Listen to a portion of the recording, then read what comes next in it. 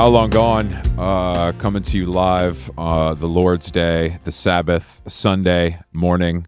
I skipped church and Sunday school for this, Jason, so you're welcome. I'm in Charleston. Jason still holding down the beautiful meatpacking district, if I'm not mistaken. I'm packing heavy right now. I have my local coffee shop. It's called Starbucks, and I'm loving it over there. Carolyn is using the Starbucks app. We have a whole system now.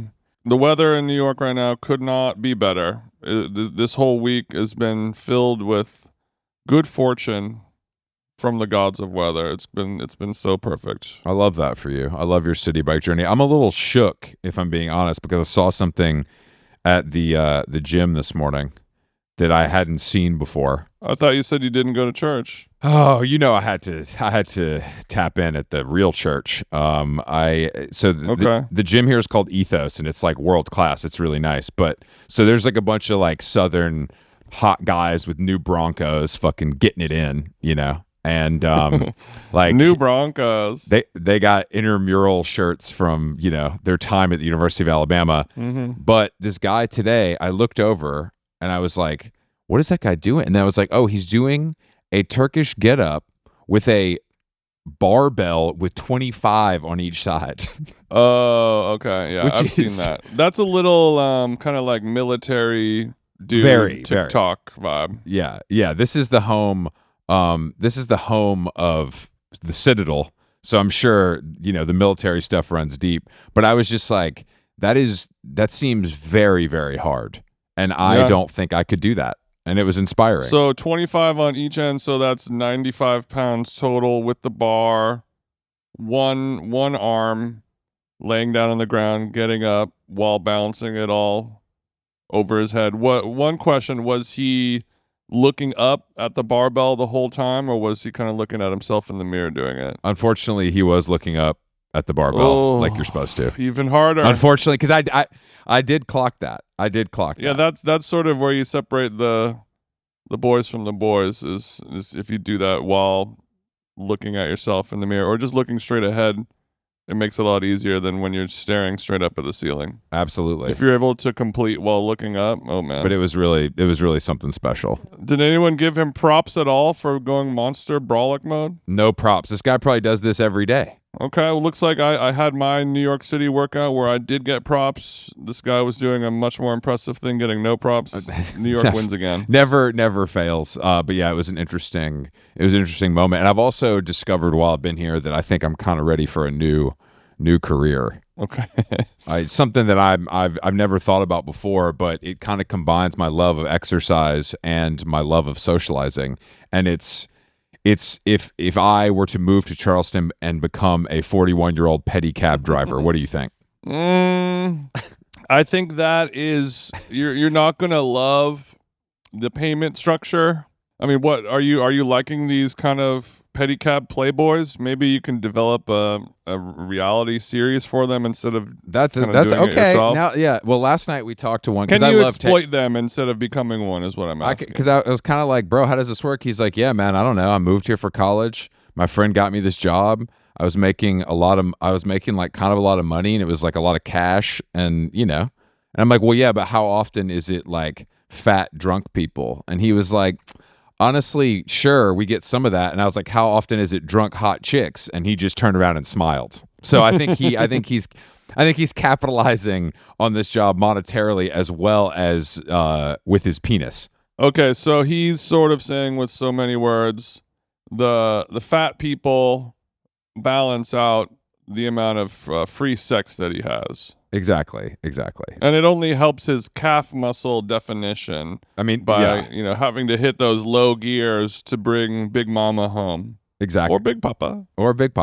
Like it's all of that. But I was like, you know what? This is a great job. I could do this 5 days a week. I'd be in amazing shape. You're just doing cardio all day. You know, I would encourage people to pay cash. If Grandpa from Memphis, you know, comes down and wants to Venmo, I guess I'll have to.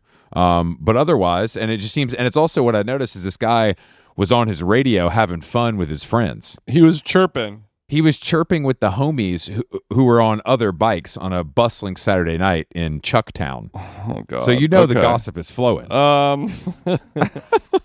This does feel like when I talk to my friends who live in Palos Verdes, and they talk about how everyone has like electric bikes and they probably have walkie-talkies to talk to your neighbor. So it kind of has like an endless summer camp, like high school feel, even though you are 41, Yeah. which has, I guess, some pros and cons to it. It's fun, but at what cost? At what cost? I mean, look. And also, what if? I mean, at a certain point, I mean, you're going to get very tan, which is good. That's But I'm at seeing the upsides. a certain point, The upsides are all there. but what happens when you finally find your high school sweetheart, and then you go over to the family dinner, and then you have to tell her parents what your career is? You're a petty man.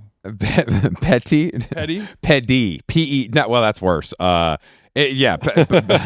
You know what I mean. Whatever. Like, keep it moving. On the pedo cab. Yeah, on the pedo cab. But it's look, you're right. It's an honest day's work, but it feels like in the South, an honest day's work is more respected here. You know what I mean? Than it is in New York City or LA. There's a lot of jokes there I'm not gonna make, but yeah, that's true. You know. But good luck on that journey. I'm glad that you are really soaking up a lot of cultural, zeitgeisty stuff over there in South Carolina. Hanging out with your core group of people, drunk college people, sitting on the back of a bicycle and puking and stuff. Well, I wasn't talking to them. I was talking to the people that service them. Whether it's transportation or oral, they take care of business. Okay. But yeah, look, we went to the beach, went to a couple of restaurants. It's been nice. It's a little humid, of course, but that's kind of what you bargain for here. What's the beach scene in South Carolina? It's beautiful. Okay. Sullivan's Island is like beautiful. It's like very, very mellow. It's not like people are set up with fucking Beats pills, blasting music, and like drinking Coors Light. I'm sure that exists, but at this place, it doesn't. Okay. But I will say people are generally quite overweight and bring a lot of stuff with them. Like there's a in the South, there's a beach cart trend.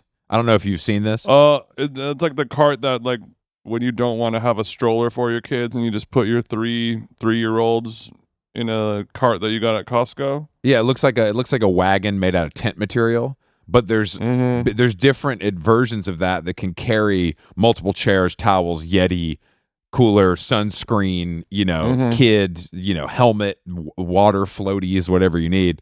So it does clutter up the beach a little bit, in my opinion, but Sullivan's is pretty mellow as far as that stuff goes. Okay. Sounds like a nightmare. Yeah, nothing's more of a nightmare than New York, so you can always remember that. What are you talking about? I thought you live here.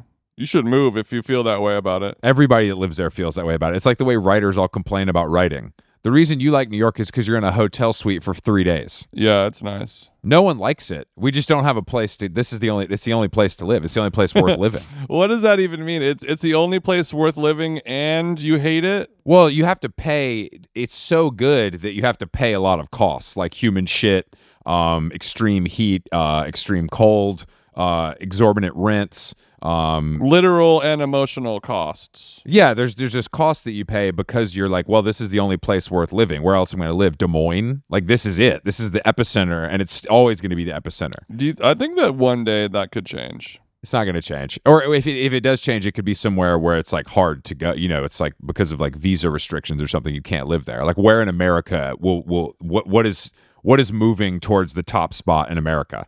I don't have like a specific city per se, but with the rise of internet work and remote life and touching grass and sunning your pussy and all this stuff, I think that, and also, every time you go to New York, there's still the coolest people in the world. It's still the center of culture on planet Earth.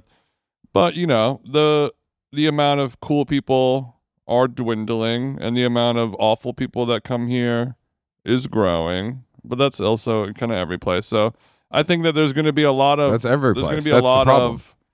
I guess instead of there being one place, there's just going to be thousands of little places, and no one's going to judge you if you say like, this is I fucked live up. in this place, or I live in. Sounds like It sounds like Jason's been Austin pilled. Are you good, bro? This sounds like you're getting paid by the Austin Tourism Board. No, I'm just saying everyone I Look, there's talk other to, places you can go. You can go, and you're surrounded by like-minded libertarians, and there's comedy clubs, and like there's good coffee, and like it's sick here. It's really sick. I didn't say that. I haven't named a single place, but there are, as you know, every city has sick stuff and a comedy club and coffee.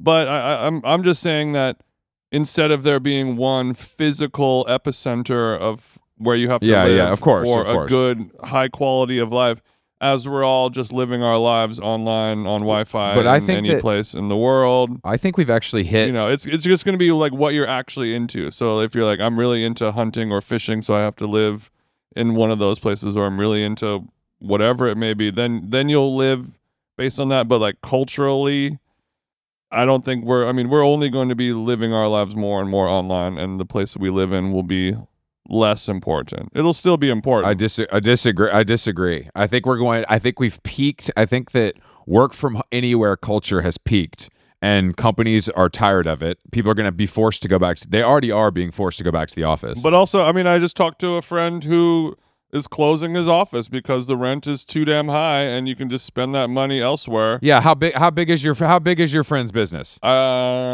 He's got over 100 employees. Yeah, I guess that's pretty real. I'm talking about like Google, like places that were like at the forefront of that have now walked it back. Mm-hmm. So you think that we've peaked from the work from home, and we're gonna stop living our lives? No. I don't think we're gonna stop. And we're gonna go back to a physical. I just think it's like anything else. Well, so we peaked, and it's gonna stay here forever. Then I just think that young people, it's like them like discovering anything on TikTok. They're gonna be like, oh wait, I can go to dinner with my friends in real life. It's gonna be the same kind of thing. It's gonna be like the same kind of thing, where like they discover that you can do things in real life, not on the phone, and that's gonna become a cool trend. Is what I really do think that. Because it's so like going novel to dinner them. will become a funky new trend. But Yes, what if yes. there's no more restaurants anymore? No, there's always an idiot willing to open a restaurant. That's something we'll never. There's always rich guys willing to give money to idiots to open a restaurant. You know that. I don't know. Where else are they going to waste their money? It's you have to have a table somewhere to impress women that are out of your league. Look, I hope you're right. I don't want restaurants to stop existing, but we're moving in the direction where it's becoming less and less of a good idea to open a restaurant business, and it was already in a very bad place. Yeah, but So I haven't seen things improve. well, as time has the progressed. restaurant business also loves to cry constantly about the state of their business that they chose to get in. Mm-hmm. And like touring or anything else, if you're good at it and people actually like it, you'll be fine. It's true. That's the great equalizer that people forget because they're whining too much. But it's like you can't. If you're good, it works. That's a historic. That's a tale as old as time. If your business is good, it works. But I think the problem is, if your business is like it's a dry cleaner and it's there and it works, then it's going to be okay. But for the restaurant business to work, it's a little bit more of a needle in a haystack. It's no like, oh, you did good, business is good. Like you have to be Bo Jackson, you have to be Michael Jordan, like you have to be excellent. It has to be Hillstone or The Grill or whatever, or else it ain't easy out here, Well, yeah, but I don't. It was or didn't type on. It was never easy, but I just think it's a business. People will always want to do it because they watch too much Anthony Bourdain or whatever. It's like people. It will always be. It's like being in a band isn't a good financial decision, but no one's going to stop being in bands and trying to make it. That's how I used to feel, but I think it's going to change. What are people? What are? It's just so what's going to happen? There's going to be one restaurant. I think restaurants are just going to change where they're going to have to be built and prioritized around being a business first and then making good food second, I guess. I think that's probably because it's just going to be so difficult. Yeah, I think that's how it should be. If you can't survive, it doesn't matter how good your food is. It's true. But I hope young people go outside, but I think we're getting past the I live in Tulum and trade crypto time of society. Oh no, I'm not talking about that. I'm going more Black Mirror mode where we're just going to wake up and then float into our pod and we plug into our Neuralink thing and then we do our work from our data entry job or whatever all day and then use our, whatever tokens to watch pornography, and then the feeding tube from Chipotle comes in. What you're saying is funny, but this will not happen in our lifetime. Maybe 2 or 3 generations removed, but that will not happen in our lifetime. Okay. I mean, I hope because you're right. Too many people have to die for that to work. Like you know what I mean? It's like the way that No, I don't know what you mean. Who has to die for that to work? The people that are in charge who want things to stay the same. Like you can't that kind of thing isn't going to happen until a fucking open your eyes, Chris. They're all dying right now. That's true, but I'm saying until someone from Gen Z is in charge of everything or whatever, or the generation after that, it's not going to happen. Because some 50-year-old man is going to be like, "This is stupid. I'm not doing this." No, 50-year-old men are the ones who want to do it. The evil white men are the ones who want to do it. I don't know if that's true. I mean, I think they want the people to be docile. I think Elon Musk wants to do it, and of course Kamala, but I don't know who else. Just every evil globalist person in the world. All of our politicians except Bernie. Oh yeah, Bernie's too busy talking to Theo Vaughn, so he can't. He's kind of wrapped up. I didn't watch. Did you watch? Everyone's too busy talking to Theo Vaughn. Did you watch Trump on Theo Vaughn though? No, I watched a couple clips, but I did not watch the whole thing. I watched Theo Vaughn explain to Donald Trump how cocaine makes you feel. It makes you turn into an owl, which was cool. You're saying that did Donald Trump believably say that he act like he had never used cocaine before, so he needed to explain to him? That is what happened, but I also believe that he has never done it. Oh, there's absolutely no. I mean, maybe. Because he's famously known for being a sober person, doesn't do drugs, doesn't drink. Everyone has talked about it over the years about That's true. He just gets drunk off of power and rape and other crimes and things like that. Yeah, I guess that's true. But so it is possibly plausible he's never done cocaine. It is, but when anybody tells me that, I think they're lying. Whether it's the former president or someone I just met. Yeah, I mean it's very unbelievable because he was the prince of opulence during the most cocaine time in the world at the most cocaine place on planet Earth. But there's also a chance that his parents were like, look, I'm going to sit you down. Only black people do cocaine. And then Donald was like, oh God, I can never do it. Yeah, I think it's also probably that he is just like a control freak, and the idea of being out of control is not appealing to him. Yeah, I guess you're right. I've never met a control freak who likes cocaine. Well, I mean, I think there's 2 different kinds. I mean, I think there's people that are like, drugs are going to make me feel out of control, because if you've never done them, you don't know how they actually make you feel. Mm-hmm. The mystery. Yeah, and there's other people like him where it's like, I did cocaine and I turned normal, like when a bad kid does Ritalin and they just become normal. Yeah. I took a bunch of Ritalin and I just took a nap and studied instead of screaming and jumping on the bed. I got my work done really quick, Mom. Look at me. I need to see some. I need to see some of those clips. I didn't see anything. I just saw like a screenshot. I didn't see anything. Theo Vaughn is not in my algorithm. He's not in my algorithm either. But I'm cool with him. I support him. He seems like a good, funny guy, even though he may be doing bad stuff. It's very funny that everybody likes him. He's like okay for some reason. And I think it's because he's so dumb. Yeah, but he's not dumb. It's all an act. It's all an act. It's like charming. It's just, there's the hill. I don't know from about a long list of fake hillbilly comedians. It's a tale as old as time. But if you're good at it, I don't care. You're selling me everyone is creating a character. His just happens. But is he actually funny though, or no? I think he's funny. Is he the same way as Joe Rogan? I think no. He's actually funny.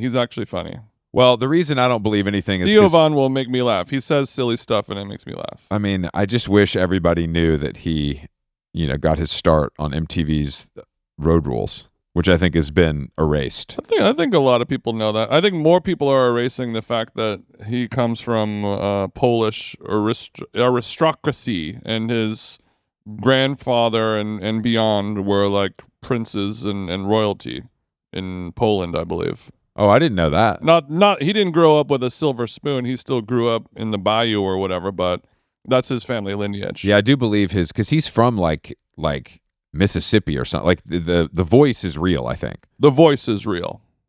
Yeah, where is he from? You can't fake. I think he's from like Mississippi, somewhere like Missouri or Mississippi or something. Yeah, his real name maybe I'm wrong. Is Theodore Capitiani von Kerntanowski III. No shit. Yeah.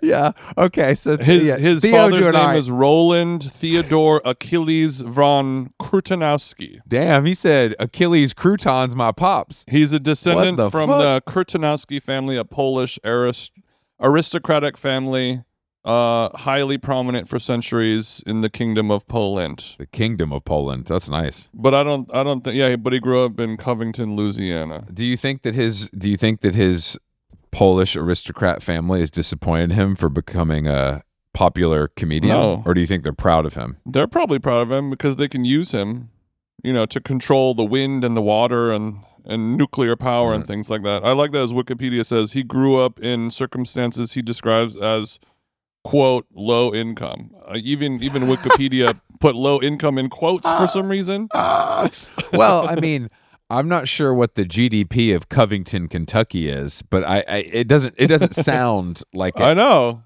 He probably did not get. He claims that he didn't really live a wealthy life, but all the quotations in his early life, he grew up in circumstances he describes as, quote, low income, stating that most of his, quote, frame of reference came from, quote, poor people. All these quotes are like, so was it poor people? Well, I mean, who knows? It's possible that also someone along the line, blew all the money. That's a common thing in these instances. If he's that far removed from Poland, then it's been that many years since the granddad or great granddad was popping. It's very possible there was nothing left. Yeah, it's true. He blew it all on opioids. He blew it on opioids and weird Oakleys, and now I mean, look at him. He's I took all these opioids and I am plumb tuckered. I will catch up with y'all tomorrow. He's got some of the work. I feel like his awful haircut has empowered other people to get that awful haircut. Absolutely. It's full send country boy. It's the kind of haircut you have when a black person comes on television and you hit your flat screen with a sledgehammer and your friends who are 40 years old put it on TikTok. It's that kind of behavior. It is that kind of behavior. It is exactly that kind of behavior. But I'm sure he's a good guy. I wouldn't go that far, but yeah. Like Morgan Wallen, I'm sure he says stuff that's bad, but he's probably a good guy, right? That's what people say. That's what people do to make it okay to listen to his music and go to his shows. If it walks like a duck, talks like a duck, it's maybe not a duck. Yeah, exactly. That's exactly how the thinking goes. That is the modern duck story there. You've nailed it. Yeah, modern. Well, you could call it a duck tail if you wanted to really use a nice literature. Yeah, I do. Yeah. I do. I really do. Well, I guess speaking of the opposite of Theo Von's legacy down in the South, I want to talk about Kick Kennedy. Oh yeah. What a name. I mean, so Ben Affleck has escaped the Latina curse and rid himself from the clutches of J-Lo, a person who makes documentary movies about herself and is only here for the choreo. I mean, he left her, and now he is dating RFK's daughter, or niece. Is that what it is? Yeah, I don't know which one. She's a 36-year-old Kennedy named Kick. I mean, I like the name Kick. It's very waspy. I think that's cool. I think Ben Affleck is too Boston working class to. I think that the Kennedys are obviously Massachusetts kind of royalty. So I feel like this is maybe I was gonna say maybe a bucket list item for Duncan Ben, but I don't think this, and vice versa. I don't think it's a tale as old as time. Wrong side of the tracks. That's true. I don't think this one's gonna last. Personally, that's just my guess. Who cares? It's a rebounder. Yeah, but it's not like she's so hot or anything. It's like, I guess, where do you go from J-Lo though? That's a pretty weird thing to rebound from. I guess you just go the opposite. Everyone wants to fuck a Kennedy, right? You were like, what's that inbred pussy like? You know what I mean? Or dick. That's why that fucking dork has got the Vogue job, and all the women and men are lusting over him, even though he's just don't sleep on inbred dick. Kind of, because he's just kind of annoying. But I do think that Ben Affleck is just deeply he's a deeply unhappy alcoholic, and until he fixes that, he'll never be happy. That's what I truly think. Yeah, well, I mean, apparently the J-Lo quote was, Ben has a darkness to him that no other person can fix. But also, little does she know, I mean, I guess she knows now, but like, that darkness is exactly what keeps his dick wet his entire life. That darkness is what keeps Ben Affleck fucking whoever he wants to. Oh, for sure. For sure. And he'll go on a bender. He'll chain smoke a pack. He'll drink 7 Dunkins. He'll, have a bottle of J-Mo with no pickleback, and he'll pick himself back up. He'll blast out some bench presses, no squatter, and he's back on track. Yeah, I think like a lot of actors. He'll call Damon crying.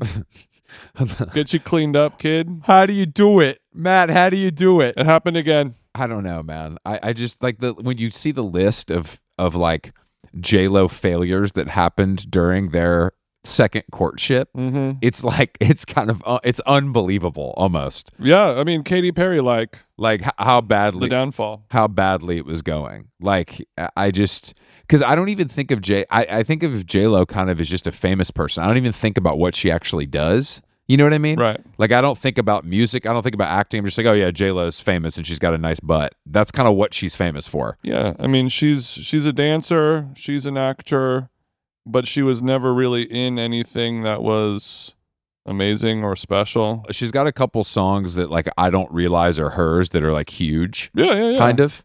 You know? She I mean her first album was special. It's interesting. Yeah, I mean she had a movie that she made herself called This Is Me. And I don't know if there was a bigger bomb ever, but Made in Manhattan, it's classic. I didn't like Hustlers in 2019. It was toxic female energy. Yeah, I mean that was fine. I think that did okay though. I think that like did fairly well. Yeah, it did well. It got nominated for an Oscar or something like that. Oh yeah, that's right. That's but I think I remember complaining about it. Probably maybe on this podcast, like it's a like we're all like yes, Slay Queen, and it's about some people who drug guys and rape them and steal their money, and they're like, yes, mama. I saw Blink twice yesterday, actually. Yeah, I mean it was kind of like a rainy day, so it was like, what else are you gonna do? But it's pretty good, but there's a lot of drugging and raping in that. That's why you brought that to mind. Speaking of drugging and raping, I don't know anything about that movie. It's good. It's good. Like it's like almost anyone's first movie. It has to be kind of a thriller with some like. Oh wait, this is the one that Zoe Kravitz made. Yeah. It's Zoe Kravitz and Channing Tatum. I'll watch it. I mean, there's some weird like Christian Slater's in it, and there's a bunch of weird. It's interesting because the stars, like the 2 women who are kind of the stars of it, I don't recognize. Mm-hmm. But then there's like some fun, like Gina Davis is in it. Like weird shit where it's like, I grew up with I've been friends with your dad since you were a kid, and I'm happy that you're making a movie, so I'll do it because it's a good script. Haley Joel Osment's in it. Levin Hawk, is that Maya Hawke's brother? Yeah. Simon Rex, it's all there. Kyle MacLachlan. We're all done with Kyle MacLachlan, right? Yeah, I'm once Kyle did the brat thing, I've had enough. Kyle, you burned too bright. You got to chill. It's kind of unfortunate when celebrities like that could just be legends can't log off. Like they got like a daughter telling them they got to be on TikTok, so they're doing it, and it's just like, dude, you don't have to do this. You could have been a legend. You could have been a contender. Let's see what else am I gonna. Well, we're kind of glazing over the biggest news of the last 2 decades. Oh yeah, that's right. MIA endorsed Trump finally. Exactly. I was waiting on it, and I was like, I know she's going to do it because she was she was with RFK. Obviously, he had to drop out of the race, throw his weight behind Trump, so MIA followed suit, which is smart of her, I think. Yeah, he snitched on himself a little too many times, talking about all the animals that he's killed and crime scenes that he's created over the years. The guy can't stop chatting.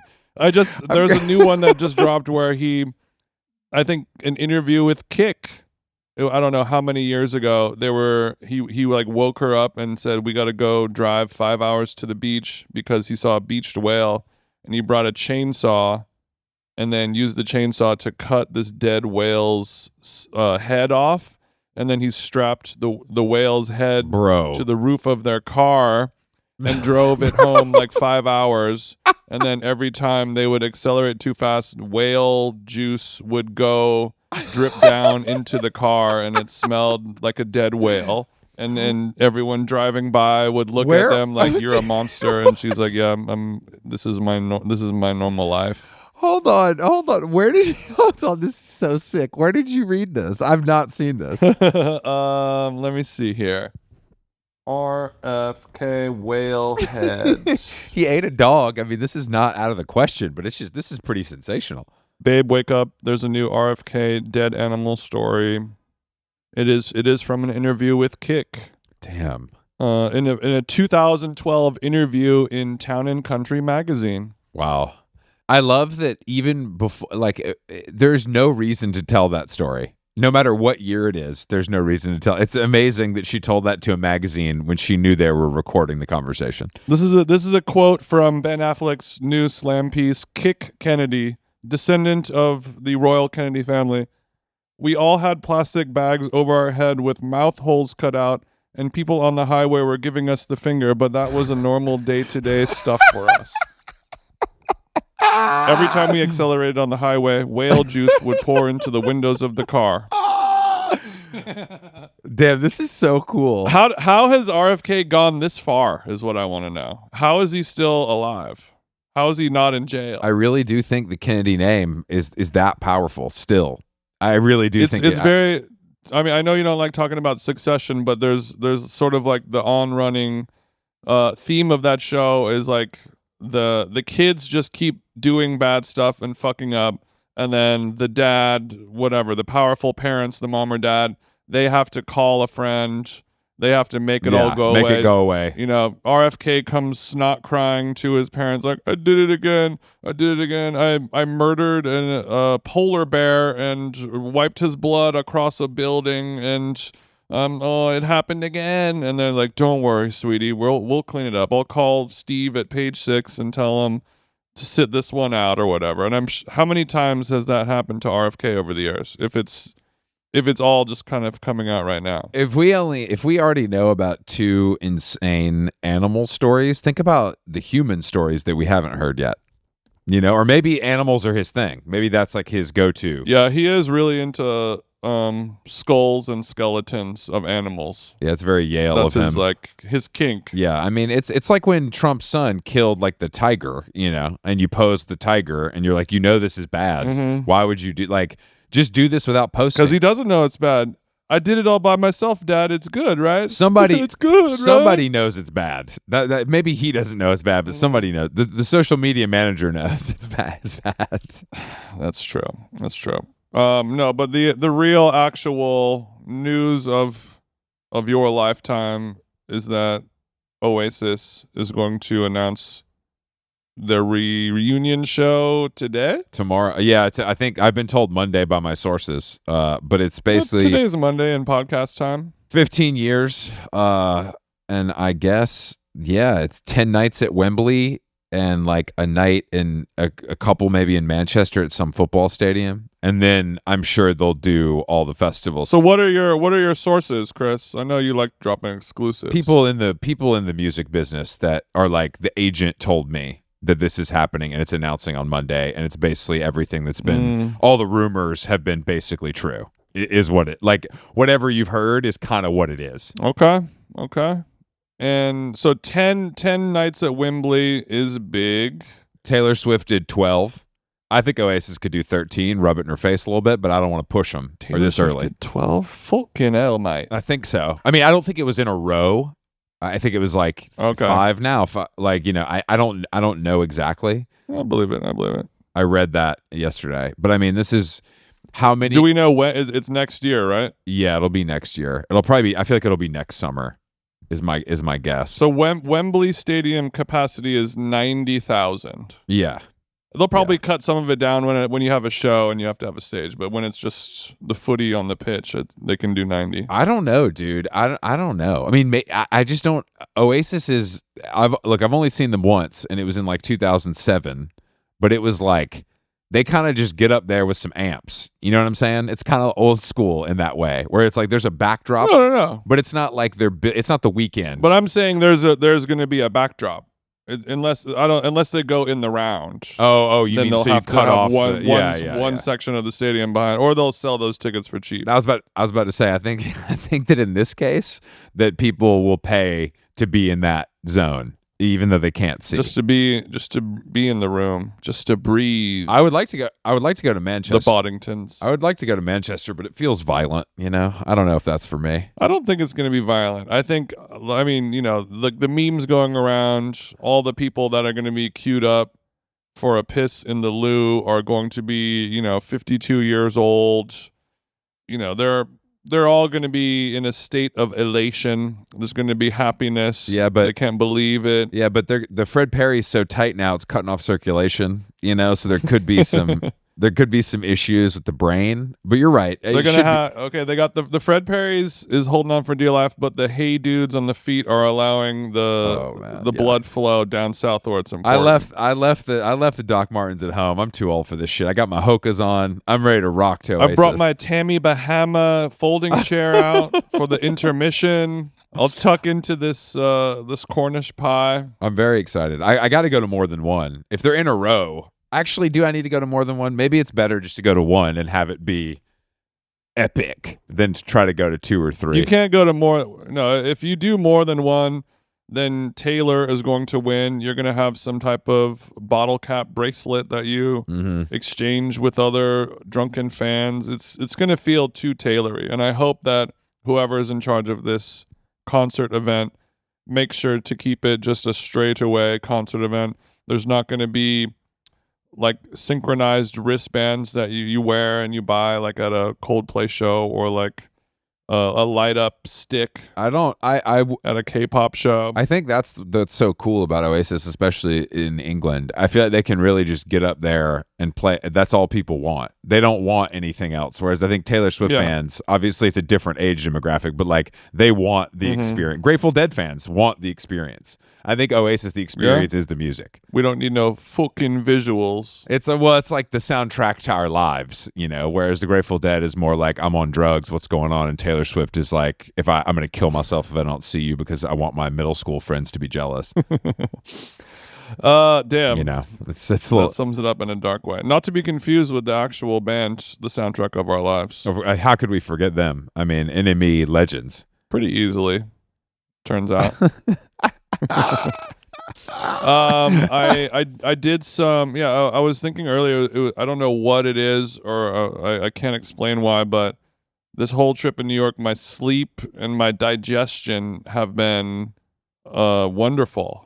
Something about I sleep like 8 to 10 hours every day that I've been here. Thanks and I never do that. Thanks for sharing. But what do you think it is? I wasn't just doing it to share. I'm trying to figure out why. Like normally I'll sleep like 6 hours wherever I am in the world. And I've been to New York 100 times, but for some reason this trip, it's not that hot, it's not that humid, it's not cold. I'm not walking around the city a lot and doing stuff, but I'm not doing fucking 30,000 steps or something like that. But I'm sleeping like a baby. Well, I think I usually wake up at fucking 5:30, 6 a.m. every day, wherever I am. Yeah, but I'm going till 8:39, 10. But you're staying out late too. Not that late. Like I'm getting 8 hours of sleep every night minimum, and I have not done that in years. What is it, Chris? Something in the water? It makes the pizzas and the bagels taste good, but what about my sleep? I don't think that has anything to do with it. I have no idea. This is your body chemistry. This isn't New York. This has something to do with you. Is it because I stopped eating tomatoes? Definitely not that. And I started seeing God? That has nothing to do with it. But I've never eaten tomatoes, so I sleep okay. But I mean, I guess I sleep pretty well. But I think it usually hotels, especially if they're very quiet and they have the blackout, curtain feature, which most do now, like that leads to better sleep. You're saying that doesn't help you normally. So it helps a little bit.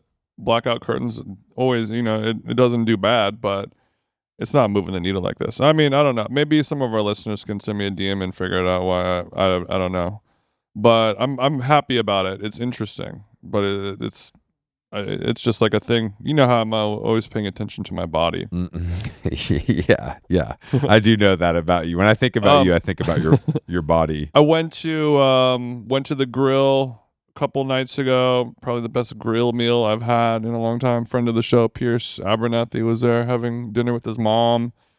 It was a nice grill moment, but the food was so good. But went to Bar Contra last night and had a great meal.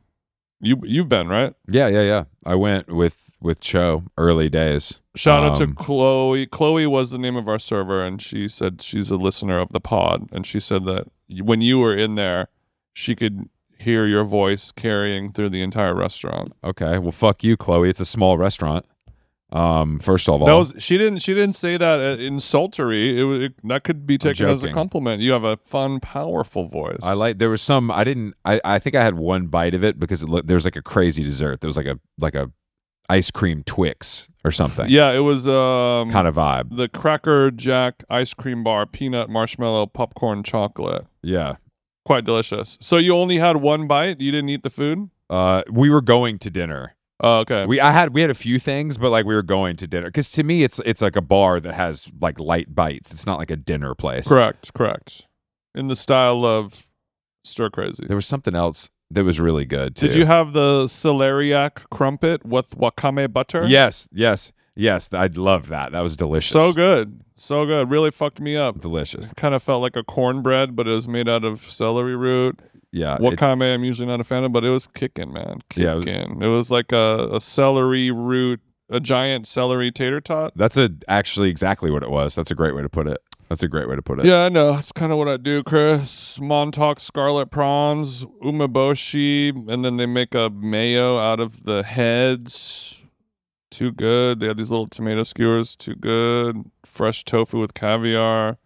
Bomb scallop. I don't think fried that was with shiso and walnut condiment. Ooh, walnut condiment. The tofu thing wasn't on the menu. I mean, the tofu thing wasn't on the menu when I went. Okay, we're mixing tofu it up. and caviar is a twisted combo. I like it. Yeah, it was kind of like a chawamushi, but with tofu instead. I'm glad you think. I'm glad on there. you think I know what chalamuchi is. That sounds like a R&B artist. No, you just said kaliuchis. I said chawanmushi. It's a Japanese steamed egg kind of thing. You've had it before, but it's a funny, crazy name. It is a crazy name. But yeah, those desserts were really good. And then, did you try the potato and strawberry sundae?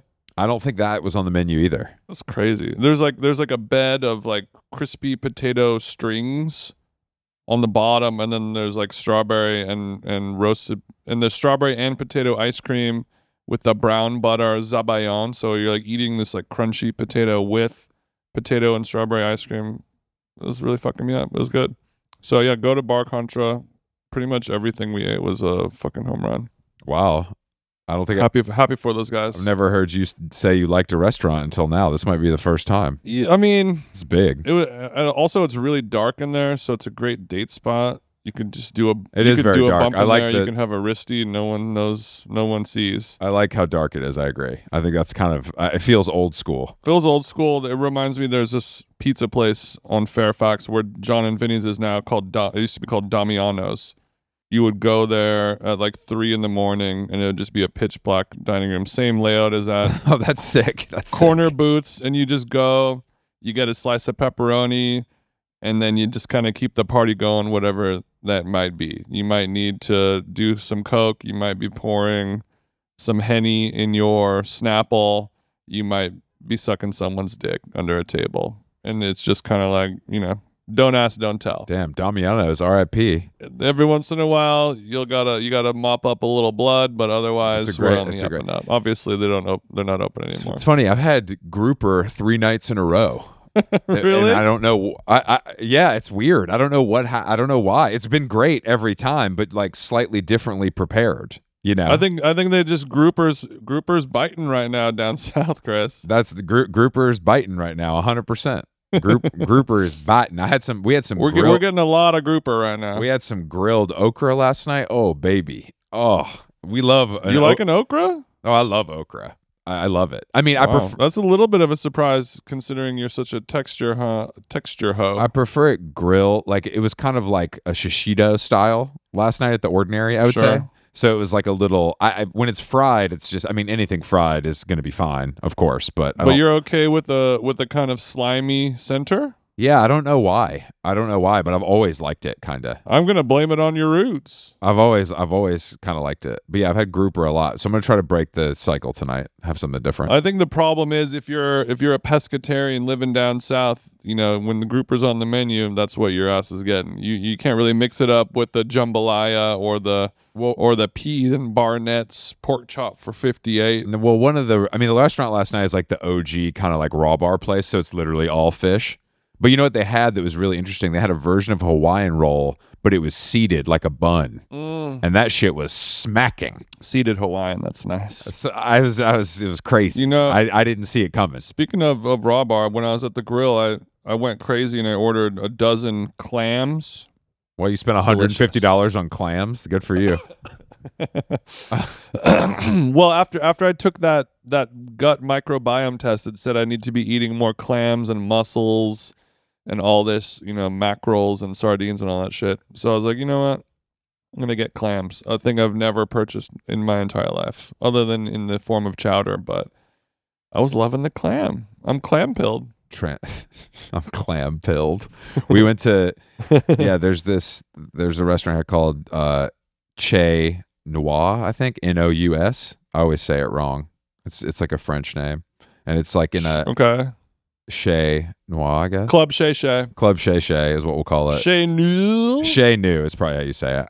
And it's like it's in like an old house type vibe, and you sit outside at a communal table, and there's 6 things on the menu every night. So it's like changes every night, 2 starters, 2 main courses, 2 desserts. The menu is handwritten by the chef in the calligraphy you can't read. So the server goes through with you, and every single thing is smacking. You just have to kind of order all of it. Yeah, that's the move. You just sit down. That's why he or she doesn't really care about the penmanship. You just order everything. But it's a really special. I'm like, oh, this is like very, very cool. And I don't know. I mean, it could. It feels like a thing that could only exist here in some ways. What was the star dish? There was like actually, there was a celery. There was like a celery ricotta spread thing that was very, very good. Star dish was a celery ricotta spread. It was delicious. Damn, bro. Yeah. I didn't know. I mean, I didn't know the spread could be that good. Well, I mean, I like a spread, but I just let go and let God. And I think I was surprised because celery isn't my favorite. Whose favorite is it? Yeah, it's celery, right? I think some people really hate it, but it's basically just a vehicle for water, is what it feels like to me. Well, there's flavor. Actually, I had celery gelato. I took a sample of it at Juice Generation, in the juice packing district of Manhattan. And then also when I was at S&P Luncheonette, they got a couple old Jewish broads in there, splitting the pastrami and then sharing a can of the celery soda. You ever had that one? It's disgusting. I can't. That's a real Jewish delicacy. I love it. I can't do that. That's too. I mean, any soda. Like I said to you yesterday, I don't play with these drinks. I don't do all these drinks. I don't play with these drinks. I don't play with these drinks. You guys walk into Erewhon, your eyes light up when you see 600 DTC beverages. I turn the other way, go straight for the water, and keep it moving. It's a fool's errand to try all of these nasty little beverages. I agree. It's those little celery's different because it's a classic. Obviously, it's like predates Gia, but you know what I mean. And it's also it's sort of an appointment-based, prescription-based soda. It's not something like, I just finished the hike and I'm gonna go get this, elderflower shandy kombucha aloe juice with activated charcoal. You're eating it because you're drinking it because you're eating a bowl of matzo ball soup. Yeah, for sure. And it's just what you do. It comes with something. I agree with you. I don't know if my eyes don't light up like by an assorted little treat drink for $6 at Erewhon. I also know that it's a fool's errand, and to me, it's sort of like the Elf bar of drinking. Damn, it's juvenile. I completely agree. I also just don't think that tastes good with food. It's like when somebody has a smoothie with food. I'm like, that's insane. But like having some sort of like, no, smoothie with food is fucking crazy. We've been over that. That's insane. But the depends on the smoothie, depends on the food. Overall, you're correct though. Smoothie's a meal replacement. That's the whole idea of a smoothie. So if you add a meal to it, what if it's alongside a little bite? I mean, I guess if you need to have a muffin that bad, you can. But it doesn't seem sous vide egg bite. That's even worse. That sounds like a tummy ache to me.